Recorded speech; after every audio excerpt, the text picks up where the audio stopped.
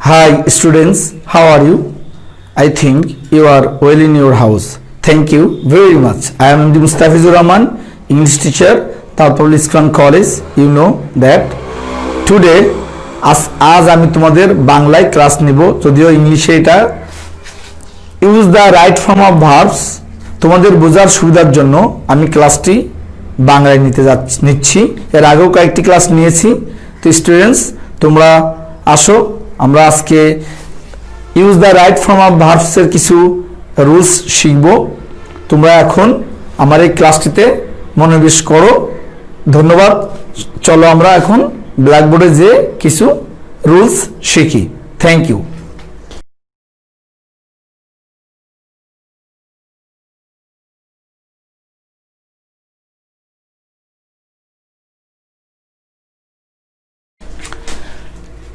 আগে আমাদের এই রাইট ফর্ম ভার্বস শেখার আগে তোমাদের আমি টেন্স শিখেছি, তারপরেও তোমরা বাসায় আবারও 12টা যে স্ট্রাকচার আছে টেন্সের, এগুলো তোমরা আরেকবার দেখবে। তার আগেও আমি একবার একটু বলে নিই। প্রেজেন্ট টেন্সের 4টি ফর্ম আছে, তোমরা জানো 4টি রূপ আছে। পাস্ট টেন্সের 4টি আছে এবং ফিউচার টেন্সের 4টি আছে। তো হয় যায় করে খায় বর্তমানে হয়, সেটাই কিন্তু প্রেজেন্ট টেন্স হয়। লে লো লাম হলে অতীতকাল হয়। সেই ক্ষেত্রে আমরা গিয়েছিলে, গিয়েছিল, গিয়েছিলাম, এরকম কোন ওয়ার্ডের শেষে লে লো লাম ল ত ম হলে অতীতকাল হয়। হয় যায় করে খায় বর্তমানে হয়। কোনো কাজ বর্তমান কালে হচ্ছে, যাচ্ছে, খাচ্ছে, হয় যায় করে খায়, সেটাই কিন্তু প্রেজেন্ট টেন্স বা বর্তমান কাল। আর অতীতকাল হচ্ছে লে লো লাম, যেটা আমরা সাধারণত অতীতকালে হয়ে গেছে বোঝাতে আমরা বুঝি। এরপরে বে বো বা হইলে সেটাই ভবিষ্যৎকাল বা ফিউচার টেন্স হয়।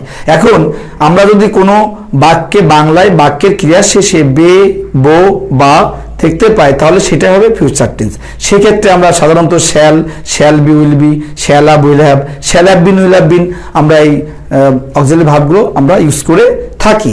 আর পাস্ট টেন্স হলে আমরা অজ, ওয়ার, প্রথমটা হচ্ছে কি সেটা তোমরা জানো, তারপর আমরা হ্যাড, তারপরে হ্যাড বিন ব্যবহার করি। প্রেজেন্ট টেন্স হলে আমরা am is are, have has, have been, has been, এগুলো আমরা ইউজ করি। তো এখন আমি টেন্সের আরেকটু ধারণা দিয়ে আমি তোমাদের ইউজ দ্য রাইট ফর্ম ভার্বসে যাব। তোমরা যেহেতু 6-7-এ পড়ো, মাঝে মাঝে তোমাদের টেন্স জানতে হবে। তো প্রেজেন্ট টেন্সের 4টি রূপ। একটা হচ্ছে present indefinite tense.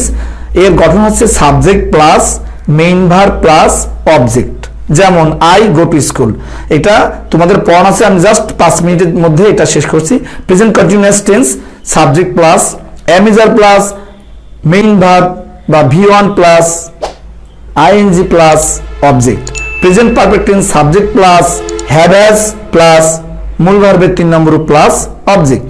Present perfect continuous tense subject plus have been, has been plus main verb plus ING plus object. Past indefinite টেন্সের প্রথম আছে পাস্ট ইনডিফিনাইট টেন্স। পাস্ট টেন্সের মধ্যে 4টা রূপ। Past indefinite subject plus main ভার্বের 2 অর্থাৎ past form plus object. যেমন I saw a bird. Past continuous tense subject plus was, were plus main verb plus ING plus object. Past perfect tense subject plus had plus main ভার্বের 3 plus object. Past perfect continuous tense subject plus had been plus main verb plus ING plus extension বা object, আমরা যাই বলি।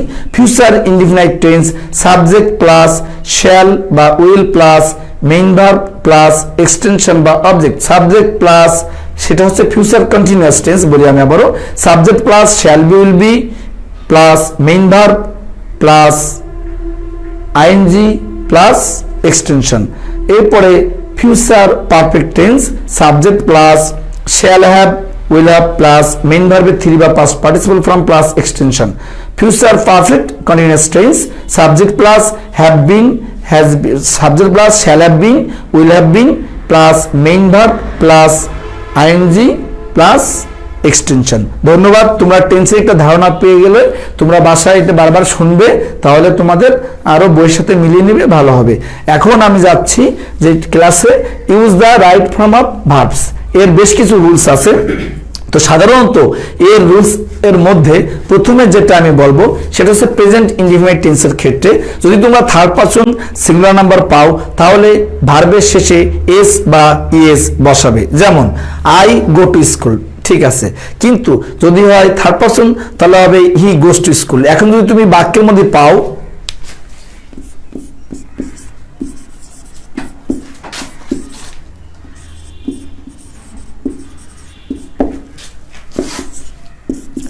হি গো to school, এখানে কিন্তু গো আছে, এখানে কখনোই গো হবে না। আমি আগেই বলেছি থার্ড পারসন সিঙ্গুলার নাম্বার হলে প্রেজেন্ট ইনডিফিনিট টেন্সের ক্ষেত্রে এস বা ইএস যোগ করতে হয়, তাহলে এখানে হবে গোস। এখন এখানে আমাদের যখন use the right form of verbs দেওয়া থাকবে, যদি ব্র্যাকেট দেওয়া থাকবে গো, তো তুমি যখন ঠিক করে লিখবে তখন লাগবে হি গোস টু স্কুল। আমি একটি দেখিয়ে দিচ্ছি।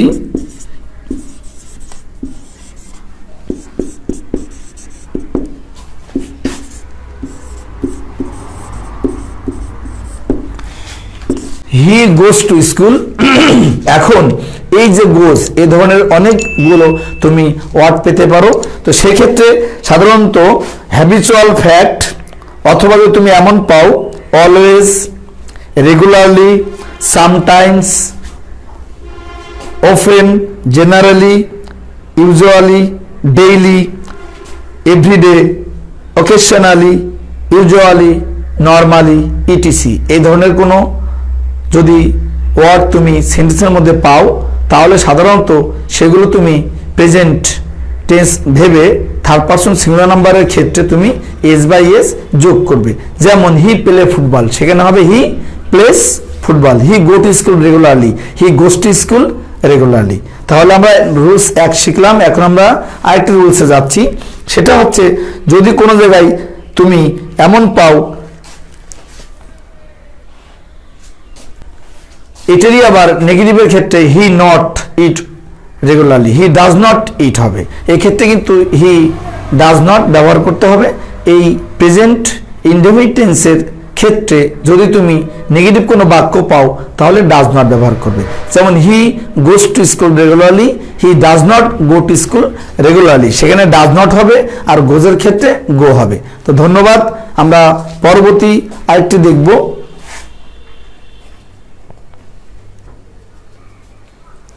The boy play yesterday. The boy play yesterday. তো yesterday মানে গতকাল, তাহলে তো এখানে the boy play yesterday হবে না। তাহলে এখানে কি হবে?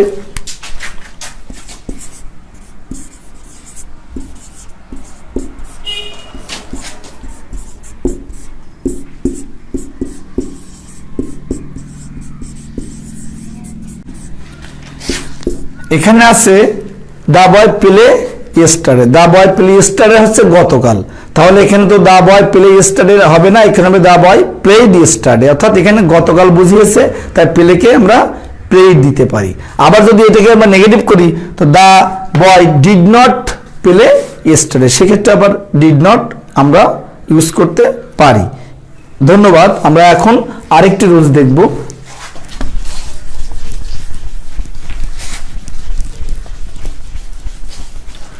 যদি কোনো বাক্যের মধ্যে আমরা প্রেজেন্ট পারফেক্ট টেন্সের রূপ পাই তাহলে সেক্ষেত্রে যদি আমরা দেখি হ্যাভ বা হ্যাজ আছে,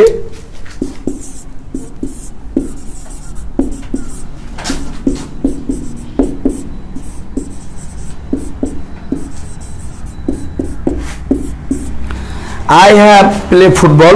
তো আমি আগে তোমাদেরকে টেন্সের রুলস শিখিয়েছি। আই হ্যাভ প্লে ফুটবল হবে না, যেহেতু have, has, had, shall have, will have সাধারণত পারফেক্ট টেন্সের ফর্ম, সেক্ষেত্রে আমরা পাস্ট পার্টিসিপল রূপটি ইউজ করব। তো এখানে আছে প্লে, তো আমরা এখানে কি দিতে পারি? তাহলে প্লের 3 নম্বর রূপ অর্থাৎ পাস্ট পার্টিসিপল রূপ আমরা দিব প্লেড। সো আমরা এখানে দেব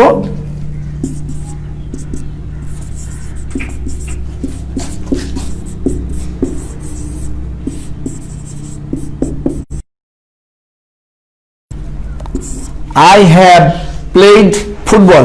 তাহলে এখানে আমরা দেখলাম যে কোনো পারফেক্ট টেন্সের ক্ষেত্রে আমরা দিব ভার্বের 3 নম্বর বা পাস্ট পার্টিসিপল ফর্ম বা রূপ। Thank you.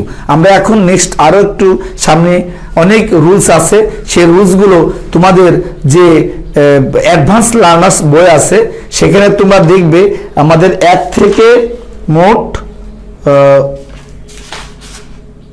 37টি রুলস আছে, সেখানে পরিষ্কারভাবে লিখে দেওয়া আছে। তারপরেও তোমরা আমাদের কাছ থেকে বাসায় বসে বসে শিখতে পারো। তারপরে আমি আরো কিছু রুলস ডিসকাস করব।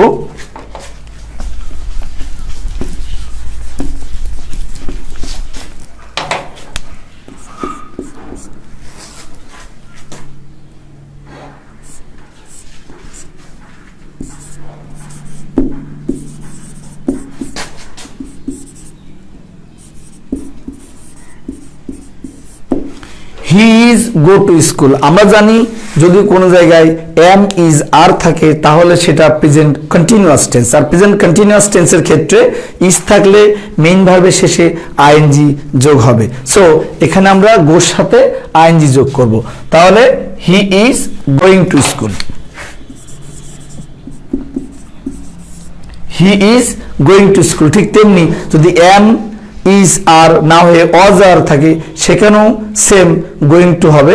আর যদি শ্যাল বি উইল বি থাকে তাহলে সেখানেও আইএনজি যোগ করতে হবে। সাধারণত এই যেগুলো খুবই ইজি টেন্সের গুলো, এগুলো তোমরা যারা 6-7 লেভেলে আসো তাদের জন্য, অনেকের জন্য হার্ড, অনেকের জন্য সহজ। তো এর জন্য তোমরা বেশি করে যে 12টি টেন্সের যে স্ট্রাকচার আছে এটা যদি তোমরা ভালো করে আয়ত্ত করতে পারো তাহলে তোমাদের জন্য এটা খুবই সহজ হয়ে যাবে। তো বাসায় আমি তোমাদেরকে টেন্সের যে স্ট্রাকচার আছে, যে 12টি স্ট্রাকচার আছে সেটা খুব ভালো করে তোমরা আয়ত্ত করলেই এই use the right form of verbs তোমরা সহজগুলা পারবে। কিছু ব্যতিক্রম আছে এবং একটু হার্ড আছে, সেগুলো আমি তোমাদের এখনই একটু আলোচনা করব।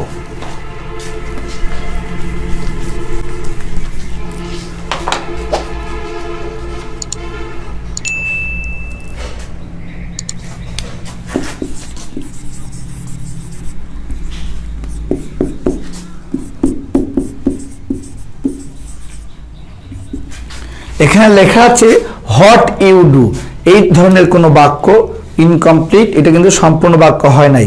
সো এরকম জায়গায় তুমি কি লিখতে পারো, তুমি লিখতে পারো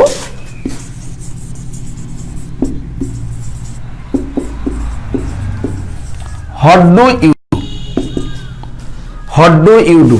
আরো একটি আমি তোমাদের সামনে আলোচনা করতে যাচ্ছি, I go to market yesterday. I go to market yesterday.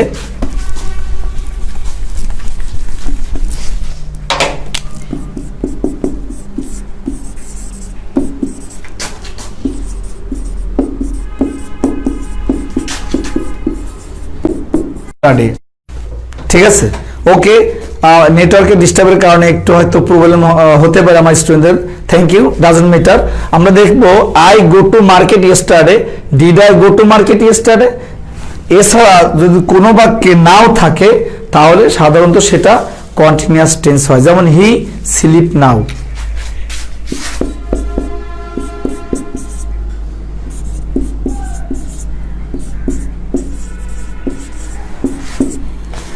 He sleep now, এরকম কোনো বাক্য হলে সেটা আমরা ধরে নেব যে এখন যেহেতু হচ্ছে এটা একটি কন্টিনিউয়াস টেন্স এবং প্রেজেন্ট টেন্সের ঘটনা। সো লিখবো বা এটা আমরা সাজাবো এইভাবে,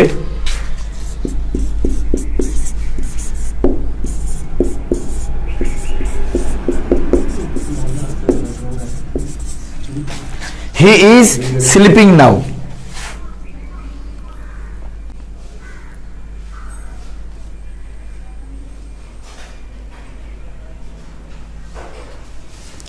এরপরে আমি দেখব যদি কোনো জায়গায় পাস্ট ফর্ম থাকে তাহলে আমরা যদি সেটা প্রেজেন্ট রূপে দেখি তাহলে আমাদেরকে সেখানে পাস্ট রূপেই নিয়ে যেতে হবে। যেমন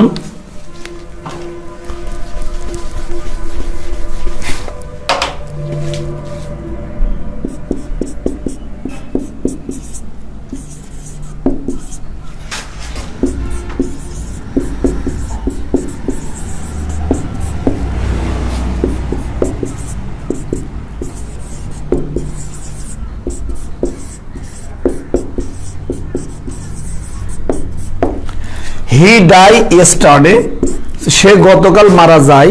হয় না। তাই হি ডাইড ইয়েস্টারডে, এই ধরনের অনেক রুলস আছে। তো ধন্যবাদ সবাইকে।